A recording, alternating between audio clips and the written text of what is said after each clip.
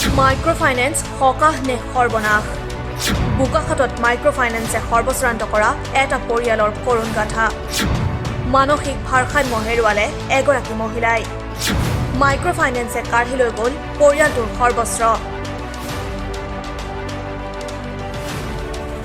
মাইক্ৰ'ফাইনেন্সৰ ঋণগ্ৰস্ত হৈ এটা পৰিয়ালৰ সপোন ধান-বান হৈ যোৱাৰ এক মৰ্মস্পৰ্শী ঘটনা পোহৰলৈ আহিছে বোকাখাতত মাইক্ৰ'ফাইনেন্সে বোকাখাতৰ এই পৰিয়ালটোৰ পৰা সমগ্ৰ সা-সম্পত্তি কাঢ়ি নিয়াৰ পাছত ঋণগ্ৰস্ত এগৰাকী মহিলাই মানসিক ভাৰসাম্য হেৰুৱাই পেলোৱা নহয় আনকি পৰিয়ালটোৱেও কটাবলগীয়া হৈছে এক দুৰ্বিষহ জীৱন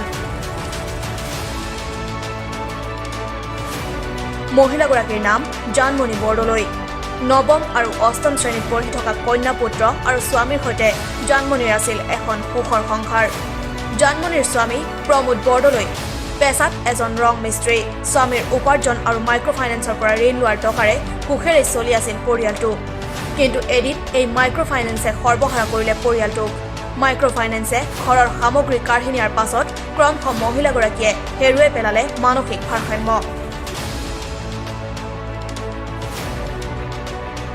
এই ঘটনা বোকাখাতৰ মহমাইকী গাঁও পঞ্চায়তৰ ৩ নং ৱাৰ্ডৰ মাইক্ৰ'ফাইনেন্সৰ পৰা ঋণ লৈ সৰ্বশ্ৰান্ত হৈ পৰা দুৰ্ভগীয়া পৰিয়ালটোৰ এতিয়া পানীত হাঁহ নচৰাৰ অৱস্থা তদুপৰি দিন হাজিৰা কৰা স্বামীয়ে ক'ভিড-19 মহামাৰীৰ পৰিপ্ৰেক্ষিতত বোকাখাত মহকুমা সম্পূৰ্ণৰূপে কণ্টেইনমেণ্ট জ'ন হৈ থকাৰ পাছত যাব পৰা নাই কামলৈ এইফালে পত্নী জানমণি বৰদলৈয়ে মাইক্ৰ'ফাইনেন্সৰ কেইবাটাও ঋণ লৈ ধন পৰিশোধ কৰিব নোৱাৰাত ঘৰৰ পৰা লৈ গ'ল ষ্টীলৰ আলমাৰী টিভি হোম থিয়েটাৰ মূল্যৱান বিচনাকে ধৰি বহুতো সামগ্ৰী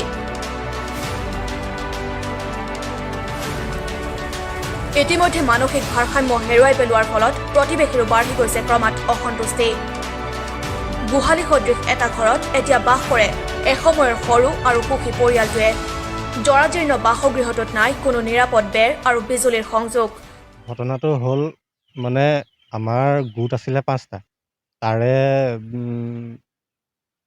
দুটা গোটে যেনিবা আমাৰ হেৰিটো লোনটো মাফ কৰি দিলে এই অসমী গোটে যেতিয়া আমাৰ এই বস্তুখিনি যেতিয়া উলিয়াই লৈ গুচি গ'ল মানুহখিনিয়ে লৈ যোৱাত মোৰ মানুহজনী মানে মানসিক ৰোগত ভাগি পৰাত তেতিয়া মই প্ৰতিটো গোটতে এপ্লিকেশ্যন দিলোঁ এপ্লিকেশ্যন দিয়াৰ পাছত কেইটামান গোটে আমাৰ লোনটো মাফ কৰি দিলে কিন্তু বন্ধনে নকৰিলে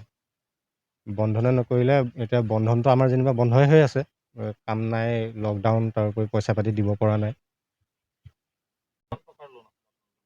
লোনটো 5টা গোটত 1,30,000 আছিলে গোটেইখিনি মিলাই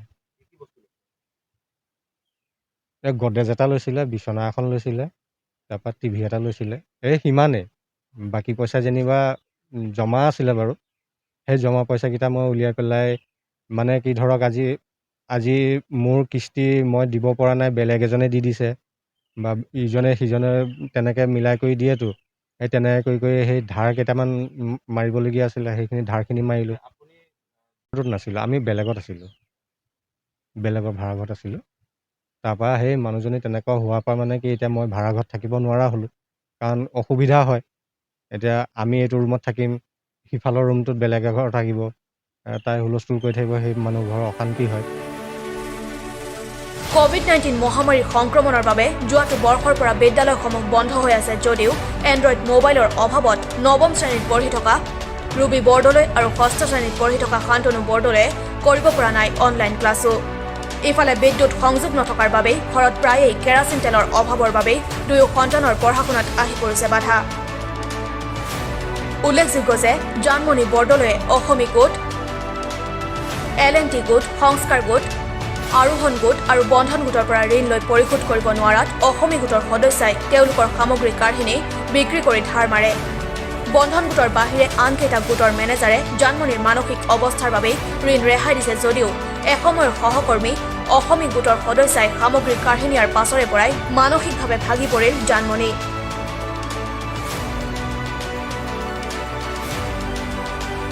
আনহাতে কৰ্মহীন হৈ পৰা ঘৰৰ একমাত্ৰ উপাৰ্জনক্ষম ব্যক্তি প্ৰমোদ বৰদলৈয়ে অৰ্থৰ অভাৱত পত্নী জানমণি বৰদলৈক চিকিৎসা কৰিব নোৱাৰি স্থানীয় বিধায়ক তথা কৃষিমন্ত্ৰী অতুল বৰাৰ লগতে স্বাস্থ্যমন্ত্ৰী কেশৱ মহন্তৰ পৰাও সহায় বিচাৰিছে। লগতে প্ৰতিবেশীও অগপৰ স্থানীয় নেতাৰ জৰিয়তে মন্ত্ৰী অতুল বৰাক বিষয়টো অৱগত কৰিছে যদিও বৰ্তমানলৈকে লাভ কৰা নাই কোনো সুফল। অৱশ্যে অগপ বোকাখাতৰ তৰফৰ পৰা বৃহস্পতিবাৰে কিছু খাদ্য সামগ্ৰী আগবঢ়াইছে পৰিয়ালটোলৈ। মুখ্যমন্ত্ৰীয়ে নিৰ্বাচনৰ সময়ত মাইক্ৰ ফাইনেন্সৰ ঋণ মাফ ঘোষণা কাৰ্যকৰী কৰি বৰদলৈ পৰিয়ালটোক ৰক্ষা কৰিব পাৰিবনে নে চৰকাৰী ৰঙা ফিটাৰ পাকত নিশেষ হৈ যাব এই দুৰ্ভগীয়া পৰিয়ালটো। প্ৰধানকৈ মোৰ ঘৰ বোকাখাত কলাখোৱা। ঘৰৰ লগত সম্পৰ্ক ক'বলৈ গ'লে ইমান ভালো নহয়, ইমান বেয়াও নহয়। আৰু কাৰণ মোৰ মা ঢুকালে, দেউতাও ঢুকালে, গতিকে এতিয়া মোৰ কোনো নাই বুলিয়েই মই ভাবোঁ। মোৰ নিজৰ সম্পত্তি নহয়, মোৰ লগৰ ল'ৰাটো নে এনেই সি মোক থাকিবলৈ দিছে। আৰু সি মোক কৈছে যদি মাটি টুকুৰা যিদিনাখন বেচিম বা যিদিনাখন হেৰি কৰিম তেতিয়া তোক মই জনাম, তেতিয়া তই খালী কৰি দিবি এমাহমানৰ আগত। তেতিয়া মই ক'লোঁ বোলো এমাহমানৰ আগত মোক জনাবি, তেতিয়া মই খালী কৰি দিম বোলো। তেওঁ মানে চাকৰিয়াল নহয়, এনেই হেৰি কিবা কিবি এটা কৰি পেলাই খাই আছে। তথাপিও তেওঁক কওঁ, সহায় কৰে বাৰু, তেওঁ সহায় কৰে। 10 টকা 20 টকা বিচাৰিলে দিয়ে বাৰু, কেতিয়াবা নাই বুলি ক'লেও সি দিয়েহি। সেইবোৰ মই নিবিচাৰোঁ মানে সেইবোৰ মই মা ঢুকোৱা পাছতেই সকাম নিকাম কৰিয়ে মই ঘৰৰ পৰা ওলাই দিলোঁ। ঘৰৰ পৰা ওলোৱাৰ পৰা মই ঘৰলৈ যোৱাও নাই আৰু হেৰিও কৰা নাই। মোৰ ছোৱালী এজনী, ল'ৰা এটা। তেওঁলোকৰ পঢ়া শুনা, ছোৱালীজনী ক্লাছ 9ত, ল'ৰাটো ক্লাছ 6ত বোকাখাত টাউন হাইস্কুলত পঢ়ে। এতিয়া ছোৱালীজনী এতিয়া অনলাইন ক্লাছ হৈ আছে। এতিয়া মোবাইলৰ দুখত তাই অনলাইন ক্লাছ কৰিব পৰা নাই। তাইৰ লগৰবিলাক মানে আগবাঢ়ি গৈ আছে। এতিয়া তাই লাজ পায়। Bureau report, news nest.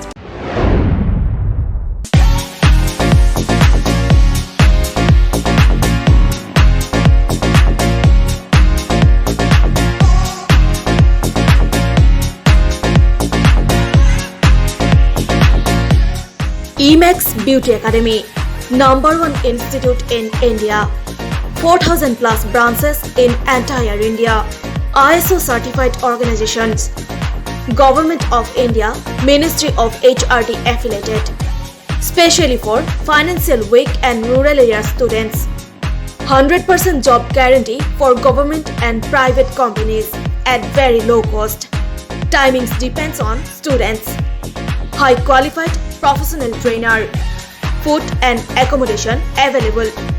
Training will be on saloon or professional saloon. For details, please call 98540-52622 or visit Emax Beauty Academy, KD Guest House, 1st floor, opposite HDFC Bank, Hatigao Main Road.